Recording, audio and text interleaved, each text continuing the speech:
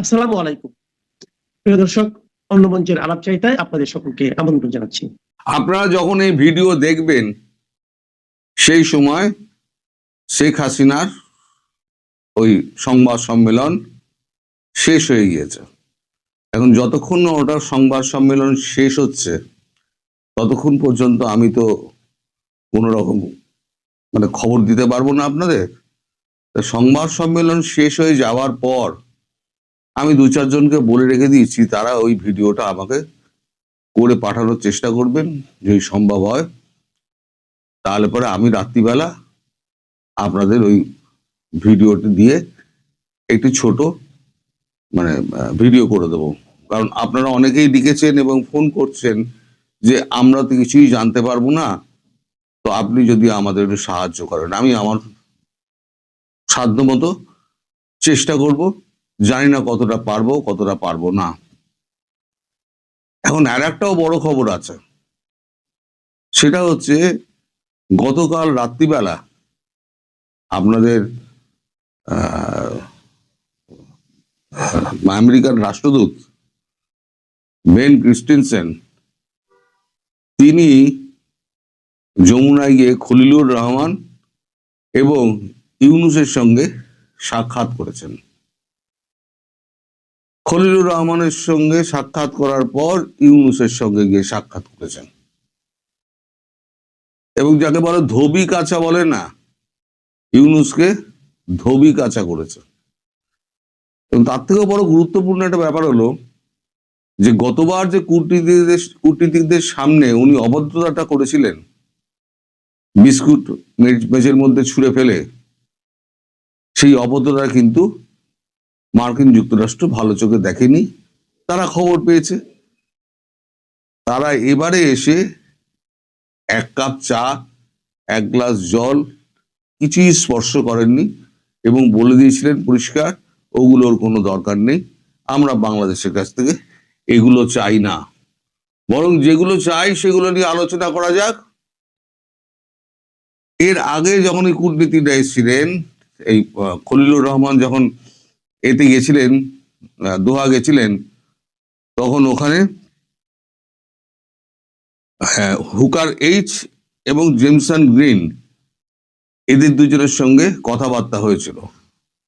তারা বেশ কিছু পয়েন্ট ধরিয়ে দিয়েছিলেন যেগুলো সম্পর্কে বাংলাদেশকে একটা করার পদক্ষেপ নেওয়ার কথা বলেছিলেন। বাংলাদেশ তো ইউনূস সরকার এই কান দিয়ে ঢোকা ও কান দিয়ে বার করে। কালকে একেবারে বেন ক্রিস্টেনসেন এসে ধোবি কাচা কেচে দিয়ে গেছে। কালকে রাত্রিবেলা হয়েছে এই প্রোগ্রামটা, কিন্তু ইউনূস আর তার এই ৫৬-৫৭ জনের যে আপনার প্রেস মিডিয়া টিম আছে, তারা ভেবে পায়নি যে কি উত্তর দেবে। সকালবেলাতে কয়েকটা ছবি এবং একটা এলোমেলো বক্তব্য দিয়ে তারা মালটাকে ছেড়ে দিয়েছে। দেশের মানুষ অন্ধকারে রয়েছে। এখন কি হয়েছে সে খবর নিশ্চয়ই আপনারা জানতে খুব আগ্রহী। খবর যেটা হয়েছে সেটা হচ্ছে যে খলিলুর রহমানকে যে জেমসন গ্রিন এবং হুকার এইচ এরা দুজন যে পয়েন্টগুলো বলেছিল, সেই পয়েন্টগুলো আবার বেন ক্রিস্টেনসেন তুলেছেন, তুলে বলেছেন ইমিডিয়েটলি এর সলিউশন চাই। যদি এর সলিউশন না হয় তাহলে পরে আমরা আমাদের মতো ব্যবস্থা নেব। কারণ আমরা আগেই বলে দিয়েছি সময় হাতে খুব বেশি নেই। আমিও যেটা মাঝে মাঝে বলি যে সময় হাতে খুব বেশি নেই। তো প্রথম পয়েন্ট যেটা হচ্ছে, বারবার তাগাদা দেওয়া সত্ত্বেও কোনো ব্যবস্থা নেওয়া হয়নি। ৩টে এমওইউ সাইন হয়েছে চায়নার সঙ্গে, চায়না ঢাকার মধ্যে। আচ্ছা, এখানে আপনার বেজিংকে ৩টি সামরিক স্থাপনায় স্বয়ংক্রিয় যন্ত্রপাতি স্থাপনের চুক্তি, সহযোগিতা এগুলো করার কথা বলা হয়েছে, যা আমাদের ইন্দো প্যাসিফিক নীতির পরিপন্থী, অবিলম্বে এর বিরুদ্ধে ব্যবস্থা নিতে হবে। এটা আবার আপনাকে আমরা মনে করিয়ে দিচ্ছি, দিল্লি এবং ওয়াশিংটন দুজনেই এই একই দাবি জানাচ্ছে। ইন্দো প্যাসিফিক নীতিতে ঢাকা আন্তরিক হতে হবে। ইউনূস এবং তার অংশীদারগণকে অন্ধ বধির বিবেচনাহীন ভাবে যে সাপোর্ট করে চলেছে তা বন্ধ করতে হবে। এর থেকে দ্রুত বেরিয়ে আসতে হবে। এড়িয়ে একটা ডিপ্লোম্যাটিক চিঠি আপনাদের পাঠানো হয়েছিল, সেটা প্রাপ্তি পর্যন্ত আপনারা স্বীকার করেননি। এটা অত্যন্ত দুর্ভাগ্যজনক। সেই সময় বলেছিল আমরা ডিপ্লোম্যাটিক চ্যানেলে একটা চিঠি পাঠাবো, সেই চিঠিটা পৌঁছেছে, কিন্তু ঢাকার পক্ষ থেকে ডক্টর ইউনূস তিনি কানে দিয়েছেন তুলো আর চোখে বেঁধেছি কুলো, তিনি কোনো রকম উচ্চ বাচ্চা করেননি। সেই নিয়ে তো একটা মানে সারমেয়র মতো হাল করে দিয়েছে কালকে। পুরো 45 না 50 মিনিট ধরে যা বকেছে, অবাধ্য সারমেয়কে যেমন মালিক বকে, সে অবাধ্য সারমেয়কে যেটা বকা হয় সেটা ভাই বকেছেন। তারপর বলছেন ইসলামিক জঙ্গিদের 17টা গ্রুপকে ঢাকায় আশ্রয় প্রশ্রয় মদত অর্থায়ন এবং টেকনিক্যাল এবং নন টেকনিক্যাল সাপোর্ট দিয়ে যাচ্ছে ঢাকা। বারবার সতর্ক করা সত্ত্বেও এটা বন্ধ হচ্ছে না। ঢাকার সরকার সার্বভৌমত্ব অনেক আগেই চীনের কাছে সঁপে দিয়েছে। মানে চীন সম্পর্কে তাদের হচ্ছে এই একটা অ্যালার্জি আমেরিকার। ঢাকা এক অনিরাপদ শহরে পরিণত হয়েছে, যেখানে কেউ শান্তিতে বাস করতে পারছে না। এইভাবে চললে এই শান্তিপূর্ণ এবং সব দলের অংশগ্রহণের মাধ্যমে সুষ্ঠু নির্বাচনের মানদণ্ডে উপনীত হওয়া যাবে না। মত প্রকাশের স্বাধীনতা, সংখ্যালঘু নির্যাতন, মব ভায়োলেন্স, বিচার বহির্ভূত বিচার বিভাগের স্বাধীনতা শূন্যের কোঠায় যে নেমে এসছে, যা কোনো মতেই 16টি মানবাধিকার ইস্যুকে কভার করে না।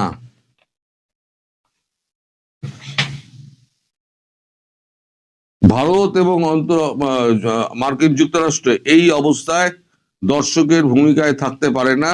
অবিলম্বে ব্যবস্থা নিন। সময় খুব খারাপ আসছে এবং কঠিনতর সময় আসছে। চীনকে সমৃদ্ধ করার মানে এই নয় যে আপনি সমস্ত ঢাকাকে এবং ঢাকার সাধারণ মানুষকে চীনের ব্যবহারের জন্য আপনি তুলে দেবেন এবং ইন্দো প্যাসিফিকের বিরুদ্ধে আপনি প্রায় একটা জেহাদ ঘোষণা করেছেন বলে মার্কিন যুক্তরাষ্ট্র এবং ভারত মানে নয়াদিল্লি এটাই মনে করছে। তো এগুলো দিয়ে হুঙ্কার টুঙ্কার দিয়েছেন, এক কাপ চাও খাননি, এক কাপ জলও খাননি। তা এই যে সমস্ত ধোবি কাচা হলো, ধোবি মানে ধোপা যেভাবে পাটে কাছে সেভাবে যে ইউনূসে কাঁচা হলো, তার এই 57 জন যে আপনার প্রেস উইং এ রয়েছে তারা এবং শফিকুর সারা রাত ধরে চিন্তা করেছে যে আমরা কি বলতে পারি। এদিকে সবাই তাগাদা দিচ্ছে কি হলো, আপনার সঙ্গে ব্রেন এক্সটেনশনের মিটিং, কোনো কথা নেই, চুপচাপ। এদিকে এই মিটিং যখন শেষ হয়েছে তখনই চীনের রাষ্ট্রদূত তিনি আবার একটা হুঙ্কার দিয়েছেন যে ঢাকা এবং চীনের মধ্যে যে সম্পর্ক স্থাপন হচ্ছে সেই সম্পর্কে ওয়াশিংটন কখনো নাক গলাতে পারে না, আমরা তাদেরকে সাবধান করছি। মধ্যখানে পদপিষ্ট হবে কিন্তু এই ইউনূস, ওর আমও যাবে ওর ছালাও যাবে। ভারতও কেলাবে, মারবে, আমেরিকাও মারবে, চীনও মারবে, তিনজনের মারবে। আর ওদিকে মায়ানমার তো বসেই আছে, দেখুন যে কোনো দিন হয়তো টুপটাপ করতে পারে, যে কোনো দিন। কারণ ভারত বলে দিয়েছিল ভাই 2 দিন দাঁড়া, আমরা আমাদের লোকজন সরিয়ে নিচ্ছি, তারপর তোরা যা পারিস করিস। বলেছি না, যুদ্ধরা যদি অন্য লোকে অন্যের মাটিতে করে তাহলে তার থেকে সুবিধা আর কিছু হতে পারে না। তো এই টোটাল ব্যাপারটা যেটা হয়েছে, তারপরে ইউনূস খুব ঘাবড়ে গিয়েছেন। ঘাবড়ে যাওয়া ইউনূস তখন ওই আজকে সকালবেলা তার একটা ওই ম্যারাথন দৌড়ের একটা উদ্বোধনী অনুষ্ঠান ছিল, যমুনা থেকে সামান্য দূরে শুনেছি। তিনি যাননি, বলেছেন আমার শরীর খারাপ, আমি যেতে পারবো না। মন মেজাজ এক তিরিক্ষি হয়ে রয়েছে, তিনি বুঝতে পারছেন না আঘাতটা কোন দিক দিয়ে আসবে। তার উপরে আজকে আবার শেখ হাসিনার এই প্রেস কনফারেন্স, সেখানে যে তিনি কি হুঙ্কার দেবেন সেটাতে কাঁটা হয়ে রয়েছে ইউনূস গং, যে এটাকে কি করে মোকাবিলা করা যায়। কারণ ভারত এবং মার্কিন যুক্তরাষ্ট্র দুজনেই প্রবল শক্তিতে শেখ হাসিনার পাশে রয়েছে, সঙ্গে রয়েছে রাশিয়া এবং চীন। এতগুলো শক্তির সঙ্গে এই ক্ষুদ্র একটা দেশ বাংলাদেশ, তারা নিজে মুখে যতই তরবর তরবর করুক না কেন, তারা তো নিজেরা জানে যারা পরনির্ভরশীল একটা দেশ, খাদ্য না পাঠালে পরে খেতে পারবে না, বিদ্যুৎ না পাঠালে পরে বিদ্যুৎ ব্যবহার করতে পারবে না। তো তারা এখন কি করবে সেই নিয়ে এখন খুব চিন্তার মধ্যে রয়েছে ডক্টর ইউনূস। ফলে ডক্টর ইউনূস এখন কোণঠাসা অবস্থায় যমুনাতে এক কোণে বসে আছেন এবং থরহরি কাঁপছেন যে আজকে শেখ হাসিনা কি বলবেন এবং তার প্রতি কি কি তোপ ডাকবেন। কি কি তোপ ডাকবেন তা তো মোটামুটি আমি একটা আউটলাইন তো গতকালকে বলে দিয়েছি, দেখবেন সেই অনুযায়ী কতটা হবে। আর আমি চেষ্টা করছি ওই ভিডিওটা পুরোটা আপনাদেরকে দেওয়ার জন্য। আমি সবাইকে বলে রেখে দিয়েছি আমার হাতে যেই মুহূর্তে আসবে আপনারা আমার চ্যানেলের দিকে লক্ষ্য রাখবেন, যে মুহূর্তে আসবে আমি সেই মুহূর্তে আপনাদের ওখানে আপলোড করে দেবো। তিনি বলেছেন যে যখন মূলধারার রাজনীতিতে চরমপন্থী গোষ্ঠীদেরকে পুনর্বাসন করা হয়েছে বা চরমপন্থী গোষ্ঠীদের ঢুকতে দেওয়া হয়েছে, তারা কোনোভাবেই রাষ্ট্রটাকে একটা মধ্যপন্থার সহনশীল চরিত্রে থাকতে দেয় না। They do not moderate the state, they seek to reshape it in their own image. তারা চেষ্টা করে রাষ্ট্রের চেহারা বদলে তাদের পছন্দ মতো চেহারা দিতে এবং দেশ থেকে বহুত্ববাদের মানে বিভিন্ন মত পথ ধর্ম বর্ণের লোক যে একটা দেশে থাকবে সেই প্লুরালিজমের চরিত্রটার একেবারে শেষ চিহ্নটা পর্যন্ত মুছে ফেলতে।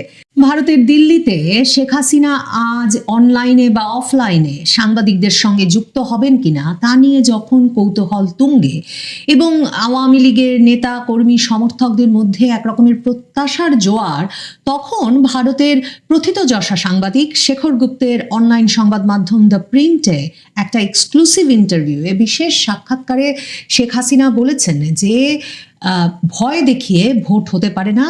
একটা নির্বাচন হতে হলে সেই নির্বাচনকে সুষ্ঠু অবাধ এবং বৈধ হতে হলে, ফ্রি ফেয়ার এবং লেজিটিমেট হতে হলে ভোটারদের তার পছন্দের দলকে এবং প্রার্থীকে পছন্দ করে নেওয়ার অধিকার থাকতে হবে। বিএনপি জামাতের প্রার্থীরা যেভাবে, নেতাকর্মীরা যেভাবে মানুষের ঘরে ঘরে গিয়ে তাদেরকে সহিংসতার ভয় দেখিয়ে অথবা ভাঙচুরের ভয় দেখিয়ে, ডিস্ট্রাকশন অথবা ভায়োলেন্সের ভয় দেখিয়ে ভোটে আসতে বলছেন বা ভোট দিতে বলছেন, এভাবে ভোট হতে পারে না। শেখ হাসিনা দ্য প্রিন্টের সঙ্গে সাক্ষাৎকারে বলেছেন যে ইন্টারিম গভর্নমেন্ট, এই অন্তর্বর্তীকালীন সরকার জানেন যে বাংলাদেশের সবচেয়ে পুরনো এবং বৃহত্তম দল আওয়ামী লীগ যদি নির্বাচনে অংশগ্রহণ করতে পারত তাহলে তারা ব্যাপক সমর্থন পেত, ব্যাপক সংখ্যাগরিষ্ঠতায় নির্বাচিত হতো এবং ঠিক সে কারণেই দলটিকে নিষিদ্ধ করে রাখা হয়েছে নির্বাচনে অংশগ্রহণ থেকে। এবং তিনি মনে করিয়েছেন যে যেই ইউনূস একটা ভোটও কোনোদিন বাংলাদেশের জনগণের কাছ থেকে পায়নি, সেই ইউনূসই বাংলাদেশের পুরো মানে আইনি কাঠামো, সাংবিধানিক কাঠামো পুনর্লিখন করেছে। মানে ওই যে জুলাই সনদের কথা বলছেন শেখ হাসিনা, যার ভিত্তিতে গণভোটও অনুষ্ঠিত হতে যাচ্ছে 12 তারিখ। তো শেখ হাসিনা বলছেন যে যেই লোকটি একটা ভোটও কোনোদিন পায়নি সেই ব্যক্তিটি বাংলাদেশের সকল আইনি কাঠামোকে পুনর্লিখন করে নিজের অবৈধ কার্যকলাপকে বৈধ করে নেওয়ার প্রক্রিয়া শুরু করেছে বা সেই প্রক্রিয়া চালু করেছে। শেখ হাসিনা এই সাক্ষাৎকারটিতে বলেন যে এই পুরো প্রক্রিয়াটাকে কোনো পরিবর্তন, রূপান্তর, ক্ষমতা হস্তান্তর বলা যায় না, এটা কোনো ট্রানজিশন নয়, এটা এক রকমের কর্তৃত্ববাদ মাত্র। দ্য প্রিন্ট এই আলাপটি করেছে শেখ হাসিনার সঙ্গে, যে ডক্টর মোহাম্মদ ইউনূস তো বারবার বলেছেন যে তিনি আওয়ামী লীগকে নিষিদ্ধ করেন নাই। তিনি বিভিন্ন আন্তর্জাতিক সংবাদ মাধ্যমে, আপনাদের মনে থাকবে যে ডক্টর ইউনূস বারবারই বলেছেন যে তিনি আওয়ামী লীগকে তার সরকার নিষিদ্ধ করে নাই, আওয়ামী লীগের রাজনৈতিক কার্যক্রম নিষিদ্ধ রয়েছে। শেখ হাসিনাকে এ বিষয়ে প্রশ্ন করা হলে শেখ হাসিনা বলেছেন যে উনি একটা পার্থক্য করেছেন, নিষিদ্ধ আর রাজনৈতিক কার্যক্রম নিষিদ্ধ, কিন্তু এর কোনো অর্থ তিনি ব্যাখ্যা করেন নাই। এবং আওয়ামী লীগ যেহেতু কোনো রাজনৈতিক কর্মকাণ্ড পরিচালনা করতে পারছে না, প্রচারণা চালাতে পারছে না, সংগঠিত হতে পারছে না, এমনকি নির্বাচনেও অংশ নিতে পারছে না, কাজেই ইউনূস সরকার প্রকৃতভাবে সর্বতভাবে আওয়ামী লীগকে নিষিদ্ধ করে রেখেছে।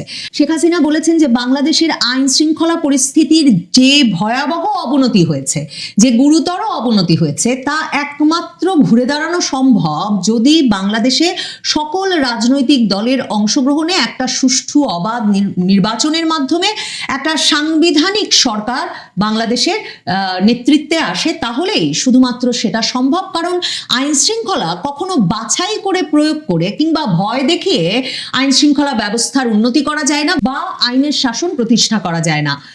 শেখ হাসিনার এই সাক্ষাৎকারটি যখন এসেছে, প্রিন্ট লিখছে, তার মাসখানেক আগেই মাত্র ওসমান হাদির মৃত্যুর পর বাংলাদেশে ভয়াবহ সহিংসতার ঘটনা ঘটেছে। প্রিন্ট সেটা 18ই ডিসেম্বরের হাদির মৃত্যুর ঘটনার পরের সহিংসতা, প্রথম আলো, ডেইলি স্টারের অগ্নিসংযোগ, এসবগুলোর কথা মনে করিয়ে শেখ হাসিনাকে প্রশ্ন করেছিল, এবং শেখ হাসিনা তার উত্তরে বলেছেন যে বাংলাদেশে যেহেতু এখন এমন একটা সরকার বসে আছে ক্ষমতায় যারা অনির্বাচিত এবং যারা কোনো রকম, যাদের কোনো জনপ্রিয়তার কোনো ম্যান্ডেট নাই, পপুলার ম্যান্ডেট নাই, মানে জনপ্রিয়তার ভিত্তিতে নির্বাচিত হয়ে তারা আসে নাই, কাজেই তারা এক্সট্রিমিস্ট ফ্যাকশনগুলোকে, চরমপন্থী গোষ্ঠীগুলোকে বাংলাদেশের রাজনীতি দখল করে নেওয়ার সুযোগ দিয়েছে।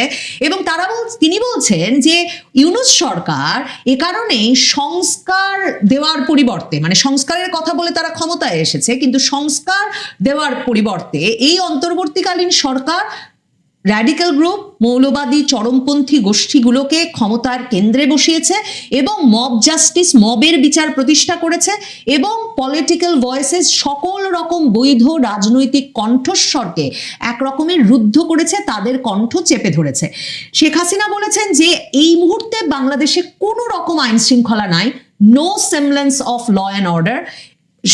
ইউনূস সরকার নিয়মিতভাবে সহিংসতার বিরুদ্ধে ব্যবস্থা নিতে ব্যর্থ হয়েছে এবং এরা ইচ্ছা করে এক্সট্রিমিস্টদের, চরমপন্থীদেরকে শক্তিশালী করেছে যাতে তারা ভয়াবহ নৃশংসতা, ডেইলি অ্যাক্টস অফ ব্রুটালিটি এবং বাংলাদেশের যে একটা বৈচিত্র্যময় চরিত্র ছিল, একটা অন্তর্ভুক্তিমূলক চরিত্র ছিল, বৈচিত্র্য গ্রহণের যে সক্ষমতা ছিল, প্লুরালিজমের যে আদর্শ ছিল, বহুত্ববাদ যে ছিল সমাজে, সেটা একেবারে ধামাচাপা পড়ে গেছে এবং বাংলাদেশে এর মাধ্যমে কোনো রকম বৈচিত্র্য বা ভিন্ন মতকে রীতিমতো সামাজিক শত্রু, রাজনৈতিক শত্রু হিসেবে চিহ্নিত করা হচ্ছে। এবং শেখ হাসিনা সেক্ষেত্রে সবচেয়ে গুরুত্বের সঙ্গে আলাদাভাবে এই বিষয়টি নিয়ে মানে বিস্তারিত কথা বলেছেন প্রিন্টের সঙ্গে এই সাক্ষাৎকারে। আমার মনে হয়েছে সেটা শেখ হাসিনার নির্বাচনের আগে একটা গুরুত্বপূর্ণ অবস্থান, যে বাংলাদেশের পুরো সোসাইটির, সমাজের চরিত্রটা বদলে গেছে, সমাজটা র্যাডিকালাইজড হয়ে গেছে, চরমপন্থার বিকাশ হয়েছে এবং এমন উগ্রবাদের বিকাশ হয়েছে যে বাংলাদেশের যে মৌলিক আদর্শগুলো ছিল সেগুলো একেবারে ধ্বংসের দ্বার প্রান্তে পৌঁছেছে। শেখ হাসিনা বলেছেন যে Bangladesh was founded on secularism, pluralism and democratic values. Bangladesh গণতন্ত্র, ধর্মনিরপেক্ষতা এবং বহুত্ববাদের আদর্শের ওপর প্রতিষ্ঠিত হয়েছিল। কিন্তু এখানে তিনি রীতিমতো জামায়াতে ইসলামীর নাম উল্লেখ করে এই সাক্ষাৎকারটিতে তিনি উদ্বেগ প্রকাশ করেছেন। তিনি বলেছেন যে জামায়াতে ইসলামী এবং অন্যান্য চরমপন্থী গোষ্ঠীগুলোকে ইউনূস সরকার পুনর্বাসন করবার মাধ্যমে বাংলাদেশের যে জাতিগত চরিত্র, সেই চরিত্রটাই নষ্ট হয়ে গেছে। threatens the very fabric of our nation। এবং তিনি বলেছেন যে যখন মূলধারার রাজনীতিতে চরমপন্থী গোষ্ঠীদেরকে পুনর্বাসন করা হয়েছে বা চরমপন্থী গোষ্ঠীদের ঢুকতে দেওয়া হয়েছে, তারা কোনোভাবেই রাষ্ট্রটাকে একটা মধ্যপন্থার সহনশীল চরিত্রে থাকতে দেয় না। They do not moderate the state, they seek to reshape it in their own image। তারা চেষ্টা করে রাষ্ট্রের চেহারা বদলে তাদের পছন্দ মতো চেহারা দিতে এবং দেশ থেকে বহুত্ববাদের মানে বিভিন্ন মত পথ ধর্ম বর্ণের লোক যে একটা দেশে থাকবে সেই প্লুরালিজমের চরিত্রটার একেবারে শেষ চিহ্নটা পর্যন্ত মুছে ফেলতে।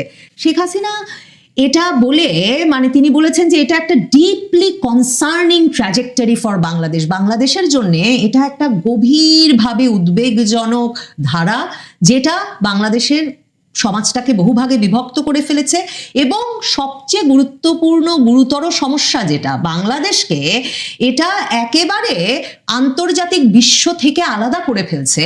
আন্তর্জাতিক বিশ্ব মুখ ফিরিয়ে নিচ্ছে বাংলাদেশ থেকে, কারণ তারা কোনোভাবেই এই যে মব ভায়োলেন্স দ্বারা মব সহিংসতার মাধ্যমে একটা দেশ পরিচালিত হচ্ছে কিংবা একটা দেশে সংখ্যালঘুরা ক্রমাগতভাবে নির্যাতনের শিকার হচ্ছেন, এই বিষয়গুলো আন্তর্জাতিক সম্প্রদায় মেনে নিতে প্রস্তুত না, তাই তারা বাংলাদেশ থেকে মুখ ঘুরিয়ে নিচ্ছে। এবং শেখ হাসিনা সুস্পষ্টভাবে দ্য প্রিন্টের সঙ্গে এই সাক্ষাৎকারে বলেন যে এগুলো কিন্তু কোনো থিওরিটিক্যাল কনসার্ন না, এগুলো কোনো মানে পুঁথিগত বা তাত্ত্বিক উদ্বেগ নয়, এটা এরই মধ্যে বাংলাদেশের রাজপথে বাংলাদেশের পরিস্থিতিতে একেবারে পরিষ্কার। শেখ হাসিনা বলেছেন যে জামাতের উত্থানের সঙ্গে সঙ্গে বাংলাদেশে আরো একটা ভয়াবহ ঘটনা ঘটছে, সেটা হচ্ছে ঐতিহাসিক যে সত্যগুলো সেগুলো একেবারে উদ্দেশ্যমূলকভাবে সেই ঐতিহাসিক সত্যগুলোকে প্রশ্ন করা হচ্ছে এবং ঐতিহাসিক সত্যগুলোর যে বয়ানগুলো সেগুলো একরকম ভেঙে দেওয়া হচ্ছে, সেগুলো নতুন করে তাদের বয়ান প্রতিষ্ঠার চেষ্টা হচ্ছে, রিভিশনিজম দেখা যাচ্ছে, বাংলাদেশের ইতিহাস নতুন করে লেখার প্রচেষ্টা চলছে। শেখ হাসিনা বলেছেন যে আমরা আজকে যা দেখছি সেটা হচ্ছে ঐতিহাসিক সত্যকে মুছে ফেলার চেষ্টা। যখন এই যে নতুন করে যারা ইতিহাস লিখতে চায় কিংবা চরমপন্থীরা, তারা সবসময় 1971 সালে পাকিস্তানের কাছ থেকে বাংলাদেশের যে স্বাধীনতা বহু প্রাণের বিনিময়ে অর্জিত হয়েছিল সেটাকে তারা সবসময় হালকা করে দেখাতে চায়। তারা চায় পাকিস্তানি শোষক আর নিগৃহীত বাঙালির মধ্যকার যে পার্থক্য, যে শোষণ শাসনের ইতিহাস, সেটা মুছে ফেলতে। এবং তিনি বলেছেন যে এর মাধ্যমে তারা আওয়ামী লীগকে রাষ্ট্রের শত্রু হিসেবে দেখাতে চায়, যেটা কোনোভাবেই সত্য প্রমাণ করা তাদের পক্ষে সম্ভব হয় না। এরপর শেখ হাসিনা যে কথাটা বলেছেন সেটা দ্য প্রিন্ট তাদের সাক্ষাৎকারে বড় করে হাইলাইট করেছে, বিশেষ গুরুত্ব দিয়েছে। শেখ হাসিনা বলেছেন যে যেই জাতি তার স্বাধীনতার মূল্য ভুলে যায়, কত দাম দিয়ে স্বাধীনতা কেনা হয়েছে ভুলে যায়, সেই জাতি স্বাধীনতা বিরোধীদের কাছে জিম্মি হয়ে পড়ে, স্বাধীনতা বিরোধীদের কাছে অসহায় হয়ে পড়ে।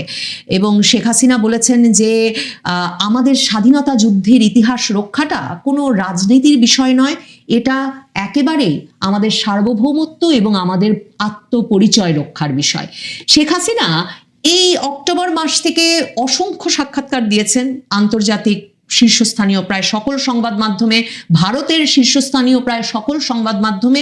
তবে স্বাধীনতার রক্ষা নিয়ে কিংবা জামায়াতে ইসলামীর উত্থান নিয়ে, বাংলাদেশের রাজনীতিতে স্বাধীনতা বিরোধী শক্তির উত্থান, চরমপন্থী গোষ্ঠীর উত্থান নিয়ে তার এরকম সরাসরি উদ্বেগ এর আগের সাক্ষাৎকারগুলোতে দেখা যায়নি। সম্ভবত 12ই ফেব্রুয়ারির নির্বাচনের আগে যখন জামায়াতে ইসলামী স্বভাবতই বিএনপির পাশাপাশি শক্তিশালী একটি রাজনৈতিক শক্তি হিসেবে আবির্ভূত হতে যাচ্ছে যে নির্বাচনের মাধ্যমে, এবং অনেকেই বলছেন যে এমনকি বিএনপির চেয়ে ভালো ফলাফল করে তারা একটা চমক দেখিয়ে দিতে পারে কিনা, তখন শেখ হাসিনা সম্ভবত বাংলাদেশের রাজনীতির, বাংলাদেশের সামাজিক ব্যবস্থার, বাংলাদেশ যে আদর্শের উপর প্রতিষ্ঠিত, সেক্ষেত্রে সবচেয়ে বড় ভয় এবং উদ্বেগ এবং আতঙ্কের কারণ হিসেবে দেখছেন, আশঙ্কার কারণ হিসেবে দেখছেন জামায়াতে ইসলামী সহ বিভিন্ন চরমপন্থী গোষ্ঠীর উত্থানকেই।